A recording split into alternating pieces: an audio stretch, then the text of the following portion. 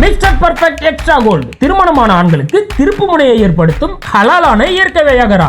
60,000க்கும் மேற்பட்ட திருப்திகரமான வாடிக்கையாளர்கள், 500க்கும் மேற்பட்ட வாடிக்கையாளர்களுக்கு குழந்தை வரமும் கிடைத்துள்ளது. வயதான பலகினமா, சுகர் பலகினமா, இனி கவலை வேண்டாம். உங்கள் இல்லறம் நல்லறமாக அமைய உடனே ஆர்டர் செய்யுங்கள். மேலும் விவரங்களுக்கு கீழுள்ள எண்ணை அணுகுங்கள். என் மேல அவதூறு சொன்னா மக்கள் மேல அவதூறு சொல்ற மாதிரி, எனக்கு அரசியல் தெரியலன்னு சொன்னா மக்களுக்கு அரசியல் தெரியலன்னு சொன்ன மாதிரி, இது ஒரு சென்சிட்டிவான சென்டிமெண்ட் அப்படின்னு சொல்லி விஜய் பாவம் மனுஷன், ஏண்டான அரசியலுக்கு வந்தேன், தெரியாதனமா அரசியலுக்கு வந்துட்டேன், என்னை விட்டுருங்கடா அப்படிங்கிற மாதிரி மனுஷன் அந்த கூட்டத்துல கதறி அழுதுருக்கிறாரு. ஒரு பக்கம் அப்படியே பேச முடியல அவரால். அப்படியே மேடையில இருந்து அந்த அங்கிட்ட போயிட்டு அங்க போய் மனுஷன் கதறி தேம்பி தேம்பி தேம்பி தேம்பி அழுகுறாரு. எதுக்கு இந்த வேலை? ஒழுங்கா சினிமாவில் நடிச்சோமா, தெலுங்கு படத்தை பார்த்து இங்க காப்பி அடிச்சோமா, இப்படி வண்டி ஓட்டிட்டு போலாம்ல. அரசியலுக்கு வந்தா ஒண்ணு மக்களோட போய் நிக்கணும், மக்களோட வரதில்ல, வீட்டை விட்டு வெளியில வரதில்ல. அப்புறம் இங்க மேடையில் வந்து என் மேல அவதூறு சொன்னா மக்கள் மேல அவதூறு சொல்ற மாதிரி அப்படின்னு சொல்லி இன்னைக்கு பச்சை புள்ள மாதிரி உட்காந்து அழுதுட்டு இருந்தா. இன்னைக்கு விஜய் இந்த வேலூர்ல நடந்த இந்த மீட்டிங்ல அதுல விஜய் பேசின ஒவ்வொரு வார்த்தைகள், அவர் தன்னுடைய தொண்டர்களுக்கு குறிப்பிட்ட ஒவ்வொரு வாசகங்கள், இதெல்லாம் பார்க்கும்போது இத்தனை நாளா கீழே விசில் அடிச்சிருந்தானே தற்குறிகள், இவன் தானே தற்குறிகள் நினைச்சிட்டு இருந்தோம். ஆனா இப்பதான் தெரியுது விஜயே பெரிய தற்குறி தான் அப்படிங்கிற அளவுக்கு இன்னைக்கு அவரோட பேச்சு அந்த இடத்துல இருந்திருக்குது. அந்த மீட்டிங் வழக்கம் போல இந்த நடிகனை பார்க்கணும், நல்ல டான்ஸ் ஆடுவார், அவர் நல்ல ஃபைட்டு போடுவார், இதுக்காக அவரை நாங்கள் பார்க்குறோம், இதுக்காக அவர் முதலமைச்சர் ஆகணும், ஒரு பைத்தியக்கார கூட்டம் வரும்ல, அந்த கூட்டம் இன்னைக்கு அடிச்சு பிடிச்சிட்டு உள்ள வந்துச்சு. எங்கேயுமே ஆபத்தை உணராம, தன்னோட பாதுகாப்பு உணராம, என் குடும்பம் காத்துட்டு இருக்கேன், எதுவுமே அக்கறை இல்லை, அந்த மூஞ்சை நான் பார்க்கணும், அந்த மூஞ்சி அவரும் மனுஷன் தானா, இல்லை வேற வான வேற்று கிரகத்துல இறங்கி வந்துட்டானா அப்படின்னு சொல்லி அவரை பார்க்கறதுக்கு போய் அடிச்சுக்கிட்டு பிடிச்சிக்கிட்டு உள்ள போறாங்க. அதில் ஒரு அம்மா சொல்லுது, எனக்கு 2 நாளாக ஃபீவர், எனக்கு ஆனால் ஃபீவராக இருந்தாலும் பரவாயில்ல, எங்கள் அண்ணாவை நான் பார்க்கணுன்னு வந்திருக்கிறேன், எனக்கு 2 குழந்தைங்க மாமியார் கிட்ட விட்டுட்டு நான் வந்திருக்கிறேன், ஏற்கனவே ஃபீவரு, இந்த கூட்டத்தில் அடிச்சு பிடிச்சி இதில் வந்து ஏதாவது ஆச்சுன்னா பரவாயில்ல, நாங்கள் செத்து போனால் கூட எங்கள் அண்ணனுக்காக நாங்கள் சாகுறோம், அவர் மூஞ்சை பார்த்துட்டா நாங்கள் செத்தா கூட பரவாயில்ல அப்படின்னு சொல்லி இதில் ஒரு பெருமை வேற, மேய்க்கிறது எருமை, இதுங்களுக்கு பெருமை வேற. அப்போ இப்படி எல்லாமே முழுக்க எந்த ஒரு வழிகாட்டலுமே இல்லாமல் தற்குறித்தனமான ஒரு கூட்டம். QR கோடு இருக்கிறவங்க தான் நான் உள்ளே சேர்ப்போம் அப்படின்னாங்க. ஆனால் எந்த QR கோடோ எந்த ஒரு கட்டுப்பாடுமே அங்கே கிடையாது. அடிச்சு பிடிச்சிக்கிட்டு பாஞ்சு எரிஞ்சிட்டு உள்ளே வராங்க. விவசாய நிலங்கள் இருக்குது, அதில் போட்டு இறங்கி நாசம் பண்ணிட்டு இருக்கிறானுங்க. எப்படியோ ஒரு வழியாக அதுக்குள்ளே ஒரு கூட்டம் வந்து சேர்ந்துச்சு. அந்த கூட்ட தலைவர் வந்தோன்னே அங்கே வந்துட்டு பேசிக்கிட்டு இருக்கிறாரு, என் ஓட்டு எங்கள் உரிமை, யாரும் எங்களை விலைக்கு வாங்க முடியாது அப்படின்னு தன்னோட பேச ஆரம்பிக்கிறாரு. எப்போ உன்னை யாருப்பா விலைக்கு வாங்கினா? நீ கூட்டணிக்கு கூப்பிட்டா உன் பக்கத்தில் யாரும் வரமாட்டாங்க, நான் ஆட்சியில பங்கு தரேன், அதிகாரத்துல பங்கு தரேன்னு சொல்லி எல்லாரையும் போற வரவெல்லாம் கையை பிடிச்சி இருக்கிற. பனையூர் பக்கம் யாராவது பால் பாக்கெட்டு போட போனா கூட அவனை ஆட்சியில பங்கு தர, வாடா என் கூட வாடா அப்படின்னு சொல்லி நீ எவ்வளவோ கூப்பிடுற, எவனாவது அவன் பின்னாடி வரானா? இதுல எவனுமே இவரு கூட வரமாட்டான். இதுல இவர் சொல்றது என்னவா, என் ஓட்டு என் உரிமை, என்னை யாரும் விலைக்கு வாங்க முடியாது. உன்னை யாரு விலைக்கு வாங்கினா? நீலாம் சீன்லயே கிடையாது, இதுல ஒரு விலைக்கு வர வாங்குறாங்களாம். அடுத்து ஒரு குட்டி ஸ்டோரி சொல்ல ஆரம்பிச்சிட்டாரு. வழக்கமா விஜய் தன்னுடைய ஆடியோ லான்ச் நடக்கும்போது அங்க ஒரு குட்டி ஸ்டோரி சொல்லுவார் இல்லையா, இதுவுமே ஆடியோ லான்ச் தான். இது ஒன்றும் அரசியல்லாம் கிடையாது. அரசியல்னா தன்னோட கொள்கை என்ன, எனக்கு இந்த கொள்கையின்படி நான் எப்படி செயல்படுவேன், மக்களுக்கு என்ன பிரச்சனை, மக்களோட நான் போய் களத்தில் நிற்பேன், இதுதானே அரசியல். ஆனால் இவர் வந்து வெறும் இங்கே வந்து கத்துவார், இங்கே வந்து பேசுவார், ஊன்னு ஒரு கூட்டம் கத்திட்டு போவோம். சினிமாவில் ஆடியோ லான்ச் எப்படி நடந்ததோ அதே மாதிரி ஒரு ஆடியோ லான்ச் நிகழ்ச்சி தான் இது. அப்போ அந்த ஆடியோ லான்ச் நிகழ்ச்சியில் வழக்கம் போல ஒரு குட்டி ஸ்டோரி ஒன்று சொன்னார். ஒரு சின்ன பையன் ஒரு ஒரு ஊரில் வந்து ஒரு ஜங்ஷனா, ஒரு 4 முக்கு ஜங்ஷன் ஒன்று இருந்துச்சான். அந்த ஜங்ஷன்ல வந்து ஒரு பயங்கரமான கட்டுக்கடங்காத ஒரு காளை, ஜல்லிக்கட்டு காளை ஒன்று அந்த இடத்துல இருந்துச்சான். ஆல்ரெடி எக்ஸ்பீரியன்ஸா இருக்கிற எல்லாருமே அந்த ஜல்லிக்கட்டு காளை அடக்கிறதுக்காக போனாங்களாம். அது யாராலையுமே அடக்க முடியலையா, காளை கடுமையான கோபத்துல இருக்கதான் என்னென்னோ பண்ணுதான், யாராலையுமே கிட்ட போக முடியலையா. அப்போ ஒரு சின்ன பையன் ஒருத்தன் வந்தானா, ஒரு சின்ன பையன் அப்படின்னு சொல்லி தன்னை காட்டிக்கிறாரு. ஒரு சின்ன பையன் ஒருத்தன் வந்தானா. அப்போ எல்லாம் பத்தி ஏளனமா சொன்னாங்களாம், பெரிய பெரிய ஆளால அடக்க முடியலையே, ஆல்ரெடி எக்ஸ்பீரியன்ஸ் இருக்காங்களே அடக்க முடியலையே, நீ நேத்து வந்த பையன், நீ ஒரு சின்ன பையன், உன்னால என்ன முடியும் அப்படின்னு சொல்லி அந்த பையனை பார்த்து சொன்னாங்களாம். அப்போ அந்த பையன் 2 ஸ்டெப்பு முன்னாடி போனானா, காலை ஒரு ஸ்டெப்பு முன்னாடி வருதான். இந்த பையன் இன்னொரு ஸ்டெப்பு முன்னாடி போறானா, ஜல்லிக்கட்டு காலை இன்னொரு ஸ்டெப்பு முன்னாடி வருதான். சரி, நான் என்ன கேட்குறேன், அந்த ஜல்லிக்கட்டு காலை தான் நீன்னு சொல்ற இல்லையா, அந்த சின்ன பையன் தான் நீன்னு சொல்ற இல்லையா, அந்த பையனாச்சும் ஒரு சின்ன பையன், அந்த காலைக்கு முன்னாடி காலை எடுத்து வைக்கிறான்ல. விஜய் எங்க காலை எடுத்து வச்சாரு? தெரிச்சுக்கிட்டு ஓடினார் மனுஷன், அடிச்ச விட்டா ஓடுறா அப்படின்னு சொல்லி ஒரே ஒரு ஓட்டம். ஓட்டப்பந்தயத்தில் பிடி உஷா, உசேன் போல்ட் கூட அப்படி ஒரு ஓட்டம் ஓடல, மனுஷன் அந்த ஓட்டம் ஓடுறாரு. நீ எல்லாம் காலை முன்னாடி எடுத்து வைக்கிற கதையை பேசலாமா? சரி, எப்படி அந்த பையன் முன்னாடி எடுத்து வச்சானா? அப்போ காலை கடுமையான கோபத்தில் அந்த சின்ன பையனை பார்த்து முறைச்சிச்சான். அப்போ இப்படி ஸ்டைலாக ஒரு கெத்தா ஸ்டைலாக பாக்கெட்டில் கை விட்டு அந்த பையன் நின்றுந்தானா. அந்த பையனோட பாக்கெட்லேருந்து இப்படி எடுத்து ஒரு புல்லுக்கட்டை எடுத்து காமிச்சானா.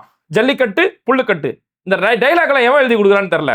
அப்படியே பாக்கெட்ல இருந்து எடுத்து புல்லுக்கட்டை எடுத்து அந்த காளைக்கு முன்னாடி காட்டணும்னா, அது பார்த்தா கோவத்துல இருந்த அந்த காளை வந்து அந்த புல்லுக்கட்டை சாப்பிட்டு அமைதியா போயிருச்சான்.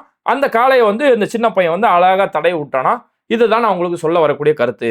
அந்த ஜல்லிக்கட்டு காளை தான் அரசியல் களம். அந்த சின்ன பையன் தான் நானு. அந்த மற்ற அரசியல்வாதிங்க தான் திமுக, அதிமுக இவங்க தான் முன்னாடி எக்ஸ்பீரியன்ஸ் இருக்கிறவங்க. யாராலையும் முடியாது, இந்த பையன் வந்து முடிச்சு காட்டிடுவான் அப்படி இப்படின்னு சொல்லி இதெல்லாம் ஒரு கதைன்னு சொல்லிட்டு இருக்கிறேன். எங்கேயாவது நம்புற மாதிரி இருக்காது அந்த கதை. எந்த சின்ன பையன் போய் ஒரு ஜல்லிக்கட்டு காலம் நினைக்கிறோம். இப்போ இதை கேட்கக்கூடிய தற்கூரி கூட்டம் அங்க என்ன பண்ணாலும் கத்துறாங்க. ஒரு ஜல்லிக்கட்டு காளை அப்படிங்கிறாரு, ஓ அப்படிங்கிறான். ஒரு 4 முக்கு ஜோடு ரோடு ஜங்ஷனு அப்படிங்கிறாரு, ஓன்னு உட்காந்து கத்துறாங்க. அப்புறம் அந்த இடத்துல ஒரு ஜல்லிக்கட்டு காளை முன்னாடி வருது அப்படிங்கிறான். திரும்ப விசில் வச்சுட்டு ஊன்னு கத்திக்கிட்டு கிடக்குறான். அவன்கிட்ட போய் இப்படி ஒரு கதையை சொல்றாப்லையே. அப்ப அதை கேட்குறான் தற்கூரி பசங்க என்ன நினைப்பாங்க, ஓ அப்போ ஜல்லிக்கட்டு காலைன்னா பாக்கெட்ல புல்லுக்கட்டை பாக்கெட்ல வச்சு அது முன்னாடி போய் இப்படி காட்டினா போதும் அப்படின்னு சொல்லி இப்போ மிண்டானா, எவனா காலை வயிற்றுல குத்தி கிழிச்சிச்சுன்னா, நெஞ்சில குத்தி கிழிச்சிச்சுன்னா யார் பொறுப்பு? ஏற்கனவே இப்போ விஜய் இப்படி போகும்போது வண்டிக்கு முன்னாடி வந்து பாஞ்சிக்கிட்டு வந்து கீழே வந்து விழுறாங்க. அதை கூட விஜய் எட்டி பார்க்க மாட்டாரு. கூட்டத்தில் சிக்கி மயக்கம் போட்டு விழுந்து செத்தே போறாங்க. விக்ரவாண்டியில 2 பேர் இறந்து போனாங்க. கரூர்ல 41 பேர் இறந்து போனாங்க. இப்ப போன வாரம் நடந்த கூட்டத்தில் ஒருத்தர் இறந்து போனாரு. அவங்களுடைய இறுதி சடங்குல கூட போய் கலந்துக்காம அந்த குடும்பத்துக்கு போய் ஆறுதல் கூட சொல்லாத ஒரு நபர் இன்னைக்கு போய் ஜல்லிக்கட்டு காலம் முன்னாடி போயிட்டு புல்லுக்கட்டை போய் காட்டணும்னு சொல்லி ஒரு கதை சொன்னா, அந்த தற்கொலை பையன் என்ன பண்ணுவான்? நாளைக்கு அவனும் போய் புல்லுக்கட்டை தூக்கிட்டு போவான்ல. ஏதாவது ஒரு அந்த கதையால யாருக்கா ஏதாவது பிரயோஜனம் இருக்கா? ஒரு படத்துல பார்த்திபன் டைலாக் சொல்லுவாரு, டேய் யாரா எழுதி கொடுத்த டைலாக், இவன் பாட்டு இஷ்டத்துக்கு பேசிட்டு போறானடா அப்படின்னு சொல்லி ஒரு டைலாக் சொல்லுவாப்புல. அப்படிதான் இருக்கு. எவன் எழுதி கொடுக்குறாங்கன்னு தெரியல. இந்த கதைக்கும் சொல்ற விஷயத்துக்கு ஏதாவது லாஜிக் இருக்கா? அதை கேட்கக்கூடிய மக்களுக்கு, அந்த ரசிகர்கள், அந்த தொண்டர்களுக்கு ஏதாவது ஒரு பிரயோஜனம் இருக்கா? எதுவுமே இல்லை. இஷ்டத்துக்கு நான் சொல்லுவேன் அப்படின்னு சொல்லி ஏதோ ஒரு அந்த டைம் ஓட்டணும் இல்லையா, டைம் ஓட்டுறதுக்காக ஃபர்ஸ்ட் ஒரு 15 நிமிஷம் அந்த கடையை அடிச்சு விட்டாப்புல மனுஷன். அதுக்கு அடுத்து தான் மற்ற மேட்ருக்கு வராரு. இந்த மாதிரி தாவேக்கா ஆட்சி அமைஞ்சிட்டா, விஜய் முதலமைச்சரா வந்துட்டா, மனுஷன் சிரிக்காம காமெடி பண்றாப்புல. தாவேக்கா ஆட்சி அமைச்சிருமா, இவர் முதலமைச்சரா வேற வந்துருவாராம். ஆனா நல்ல ஹியூமர் சென்ஸ் இருக்கு. ஆக்சுவலா இவர் வந்து சினிமாவில் ஹீரோவெல்லாம் வர வேண்டிய இல்ல, நல்ல காமெடி நடிகரா வர வேண்டிய ஒரு நபர். ஆனா திசை திரும்பி போய் அவர் ஹீரோவா போய் இத்தனை வருஷமா நடிச்சிருக்காரு. அவர் இப்போ எப்படி தோத்துட்டு போயிடுவார் இல்லையா, தோத்துட்டு திரும்ப சினிமாவுக்கு போயிடுவாரு. இதுக்கு அடுத்து அவர் போய் சினிமாவில் போய் ட்ரை பண்ணும்போது காமெடி நடிகரா, நகைச்சுவை நடிகரா ட்ரை பண்ணா மனுஷனுக்கு நல்ல எதிர்காலம் இருக்குது. அப்போ அவர் சொல்றாரு, தாவேக்கா ஆட்சி அமைந்த பிறகு, விஜய் முதலமைச்சராக இவர் வந்ததுக்கு பிறகு ஒவ்வொரு கிராமமும் போய் மக்களை போய் சந்திப்போறோம். ஆடு உங்க அப்பன் தாமரபறையில தலைய முழுக. பொதுவாகவே அரசியல் களம்ங்கிறது மக்களோட போய் களத்தில் நிற்கணும்.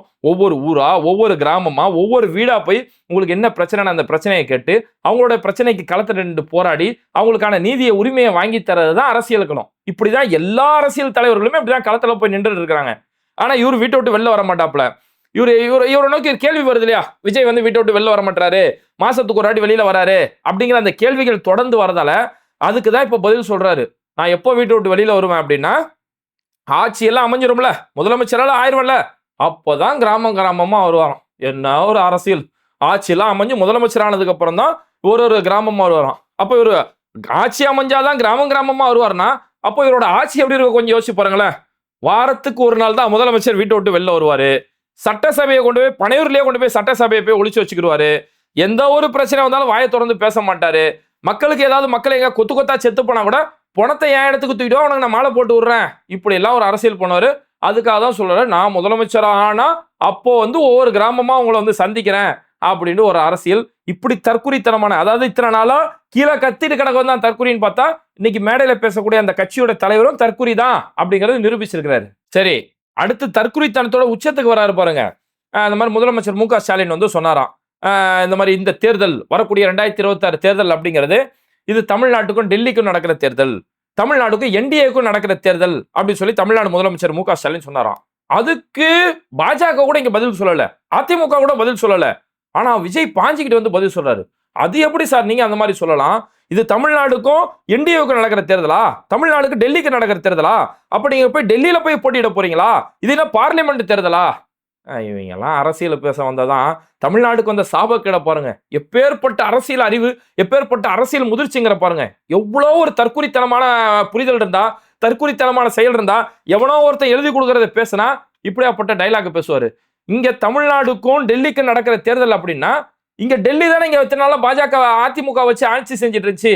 4 வருஷம் அந்த அதிமுகவோட ஆட்சியில ஜெயலலிதா, இந்த மோடிக்கும் இந்த லேடிக்கும் நடக்கக்கூடிய தேர்தல் ஒருபோதும் பாஜக கூட கூட்டணி வைக்க மாட்டேன் அப்படின்னு உறுதியா இருந்த ஜெயலலிதா நீட் எக்ஸாம்ல இருந்து உதயமின் திட்டத்துல இருந்து எந்த ஒரு விஷயத்துக்குமே சமரசமே செய்யாத ஜெயலலிதா அவங்களுடைய மரணத்துக்கு பிறகு எடப்பாடி பழனிசாமி, ஓ பன்னீர்செல்வம், சசிகலா இவங்க எல்லாரையுமே வச்சு பாஜக தான் அந்த 4 வருஷம் டைரக்டா இங்க ஆட்சி செஞ்சுட்டு இருந்தாங்க. அவங்க தான் எல்லா திட்டங்களையும் நீட்ல இருந்து உதயமின் திட்டத்துல இருந்து எல்லா ஜல்லிக்கட்டு தடை உட்பட எல்லாத்தையுமே இங்க செயல்படுத்திக்கிட்டு இருந்து, அப்ப டெல்லியில இருந்து நேரடி ஆட்சி எப்படி கவர்னர் மூலியமா யூனியன் பிரதேசங்கள்ல அவங்க ஆட்சி செய்வாங்களோ அந்த மாதிரியான ஒரு பாணியில இங்க எடப்பாடி பழனிசாமியை பொம்மையா வச்சு டெல்லியில இருந்து ஒரு ஆட்சி செஞ்சாங்க.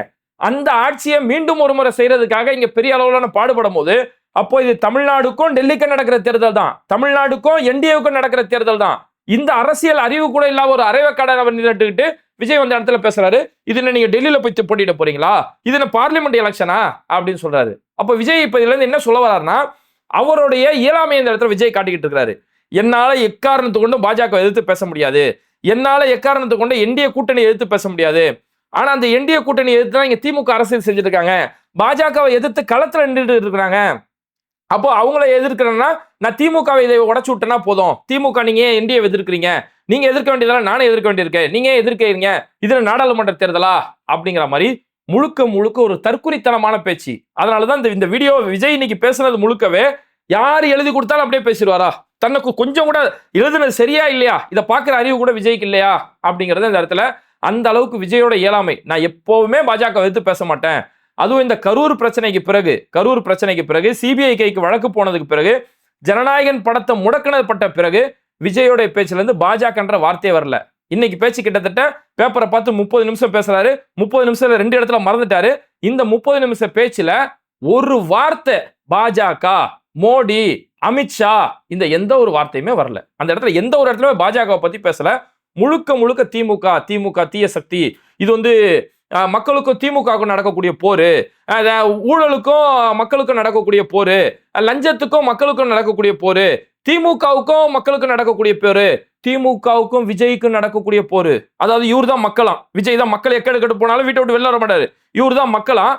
இந்த மக்களுக்கும் அதாவது விஜய்க்கும் ஸ்டாலினுக்கும் நடக்கக்கூடிய போர் அப்படின்னு சொல்லி இந்த அளவுக்கு டைரக்டா திமுக பேச்சு முழுக்க திமுக எதிர்ப்பை பேசுறாரு. வாய் தவறி கூட அந்த இடத்துல திரும்ப சொல்றேன், வாய் தவறி கூட பாஜகன்ற வார்த்தை அந்த இடத்துல வரல, மோடி அப்படிங்கிற அந்த வார்த்தை வரல. எப்போ உன் படத்தை முடக்கி வச்சிருக்காங்கப்பா, ஜனநாயகன் படத்தை முடக்கி வச்சிருக்காங்க, அதை பத்தி கூட நீ வாய் திறந்து பேச மாட்டேன். நீ நாளைக்கு எங்க இந்த மக்களோட பிரச்சனையை பேச போற? ஏன்னா ஜனநாயகன் படம் கிட்டத்தட்ட 500 கோடி ரூபாய் முதல்ல போட்டு வச்சிருக்காங்க. அந்த படத்தை ஒப்புச்சப்பு இல்லாத சென்சார் காரணத்தை வச்சுக்கிட்டு ஆபரேஷன் OM அப்படின்னு ஒரு சீன் இருக்குதான், அதை காரணம் வச்சு அந்த படத்துக்கு சென்சார் கொடுக்காம வச்சிருக்காங்க. OM அப்படின்னா அது ஓம் இந்து மதத்தை குறிக்குது அப்படின்னு சொல்லி சொல்றாங்க. அப்பட்டமா பச்சையா இங்க கேரளா ஸ்டோரின்னு ஒரு படத்தை எடுத்துக்கிட்டு நேரடியா இஸ்லாமிய வெறுப்பை காட்டிக்கிட்டு இருக்கிறான். அந்த அளவுக்கு இஸ்லாமிய மதத்தை அந்த அளவுக்கு குறி வச்சு தாக்குதல் நடத்துறான். அந்த கேடுகட்ட படத்துக்கெல்லாம் இங்க சென்சார் கொடுக்கும் போது இப்படி விஜய் படத்துல ஓஎம்னு ஒரு வார்த்தை இருக்குதான், ஓஎம்னா ஓம குறிக்குமா, ஓம்னா இந்து மதத்தை குறிக்குமா, இப்படி மூக்க சுத்தி நாக்க சுத்தி தொடுறதுக்கெல்லாம் ஒரு காரணம் சொல்லி ஓம் படத்தை தடை செஞ்சு வச்சிருக்காங்க. அப்ப அதுக்கு எதிராக நீ வாய் திறந்து பேச மாட்டேன்.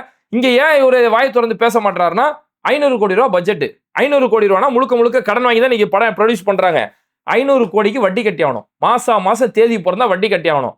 படத்தை இன்னும் 6 மாசமோ 1 வருஷமோ தள்ளி போட்டா வட்டி முதல்ல தூக்கி சாப்பிட்டுரும். அதனாலதான் இன்னைக்கு இந்த பாஜகவை எதிர்த்து வாயை திறக்காம மனுஷன் வாயை திறந்து எந்த இடத்துலயுமே நான் பேசிட மாட்டேன் அப்படின்றதுல இன்னைக்கு ஸ்ட்ராங்கா அந்த இடத்துல உட்காந்துட்டு இருக்கிறாரு. பாஜகவை நான் மட்டும் பேச மாட்டேன், திமுக நீயும் பேசக்கூடாது, நீ எப்படி நீ என்டிஏக்கு உனக்குமான போட்டின்னு சொல்லலாம், எப்படி தமிழ்நாட்டுக்கு டெல்லிக்குமான போட்டின்னு சொல்லலாம்னு சொல்லி நான் மட்டும் பாஜக எதிர்த்து பேசுறதுல நீ கூட பாஜக பத்தி பேசக்கூடாதுன்னு சொல்லி அந்த இடத்துல மனுஷன் ஒட்டு மொத்தமா கதறி துடிச்சுக்கிட்டு இருக்காரு.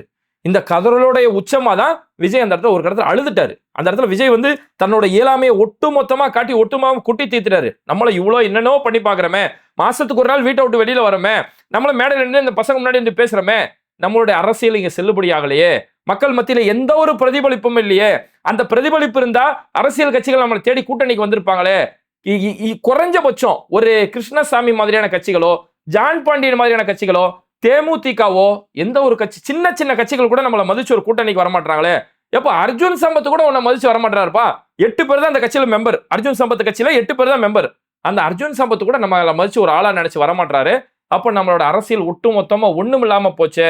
சினிமா கரியரோட உச்சம் இவரா சொல்லிப்பாரு, இவரு கரியரோட உச்சம்லாம் கிடையாது, இவரு கடைசியா நடிச்ச 5-6 படம் ஓடவே இல்லை, கரியரோட உச்சம் இவரா சொல்லிட்டு அதெல்லாம் விட்டுட்டு வந்தோமே, இன்னைக்கு நம்ம அரசியல் அனாதையாக்கப்பட்டு நிக்கிறோமே, இந்த அரசியலுக்கு ஏண்டா வந்தோம்னு சொல்லி மனுஷன் ஒரு கட்டத்துல அழுது புலம்ப ஆரம்பிச்சாரு. இந்த வந்து என் மேல அவதூறு சொல்றாங்க, என் மேல அவதூறு சொன்னா மக்கள் மேல அவதூறு சொல்ற மாதிரி, எனக்கு அரசியல் தெரியலன்றாங்க, எனக்கு அரசியல் தெரியலன்னா மக்களுக்கு அரசியல் தெரியலன்னு சொல்ற மாதிரி, அப்படி இப்படின்னு சொல்லி ஒரு கட்டத்துல இது வந்து ஒரு சென்சிட்டிவான சென்டிமெண்ட் அப்படின்னு சொல்லி மனுஷன் அப்படியே அழுவ ஆரம்பிச்சிட்டாரு. ஒரு கட்டத்துல எல்லா பக்கமும் பிரஷர், யாரும் கூட்டணிக்கு வர மாட்டாங்க. பிஜேபி ஒரு பக்கம் மண்டையில நங்கு பிஜேபி ஒரு பக்கம் கொட்டிட்டு இருக்கான். டெல்லியில இருந்து சிபிஐ குடுமையை பூச்சி இழுத்துட்டு இருக்கிறான். இதெல்லாம் என்னால தாங்க முடியல அப்படின்னு சொல்லி மனுஷன் அந்த இடத்துல அழுவுறாரு. சே, பார்க்கும்போது ரொம்பவே சேடாயிடுச்சு. அதை பார்த்ததுல இருந்து நம்ம சோகத்துல சோறு உள்ள இறங்க மாட்டேங்குது. அந்த அளவுக்கு மனுஷன் போய் அந்த இடத்துல அழுது ஒரு பெர்ஃபார்மன்ஸ் கொடுத்துருக்காரு. சினிமாவில் கூட மனுஷன் இப்படியாப்பட்ட அழுகை காட்சியெல்லாம் நடிச்சு நான் பார்த்ததுல அந்த இடத்துல போய் விஜய் அந்த இடத்துல போய் அழுது ஒரு பர்ஃபார்மன்ஸ் பண்ணிட்டு இருக்காரு.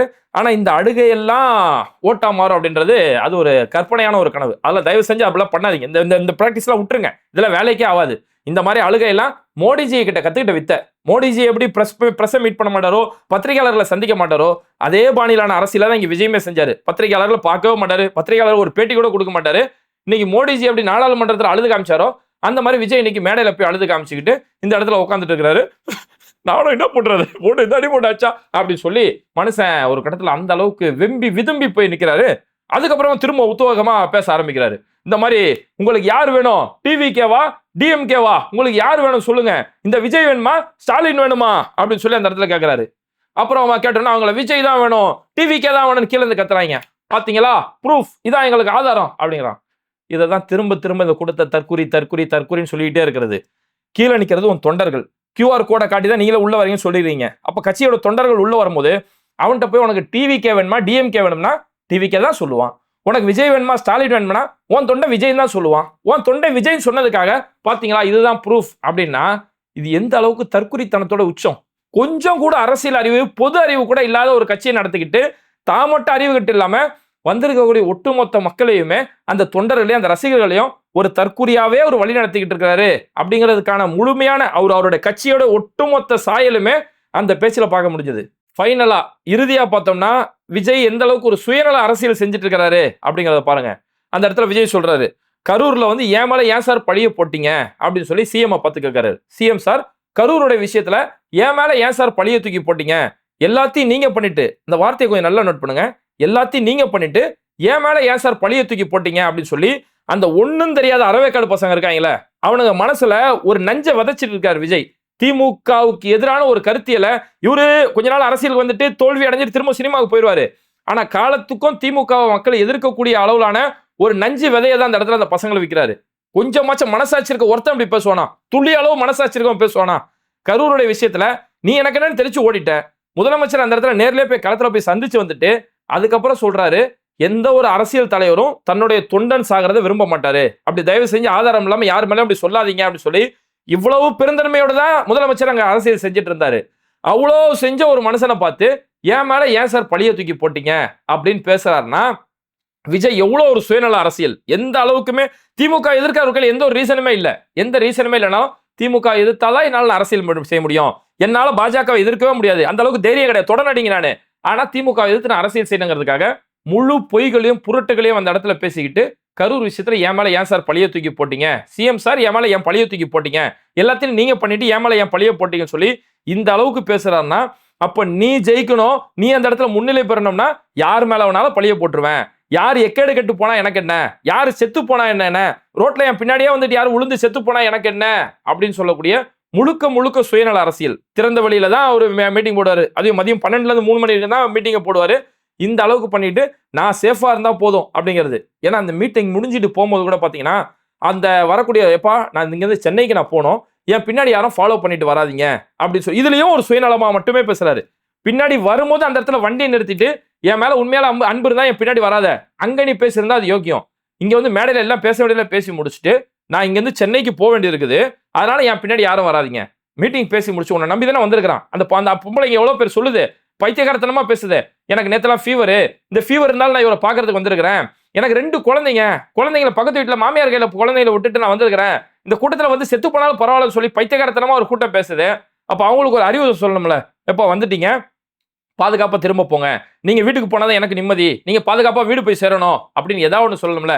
இது எதையுமே சொல்லாம நான் வீட்டுக்கு பத்திரமா போய் சேரணும், அதனால என் பின்னாடி யாரும் வராதிங்க அப்படின்னா எவ்வளவு ஒரு சுயநலமான அரசியல் விஜய் செஞ்சுட்டு இருக்காரு. அந்த சுயநலத்தோட உச்சமா தான் அந்த இடத்துல போய் கரூர் சம்பவத்துல ஏன் மேல ஏன் சார் பழிய தூக்கி போட்டீங்கிறாரு. ஆனா விஜய் மேல சிஎம் வந்து விஜய் மேல பழிய தூக்கி போடவே இல்லை. எந்த ஒரு தலைவனும் தொண்டன் சாவதை விரும்ப மாட்டான் அப்படின்னு தான் சொன்னாரே தவிர விஜய் மேல பழி போடப்படல.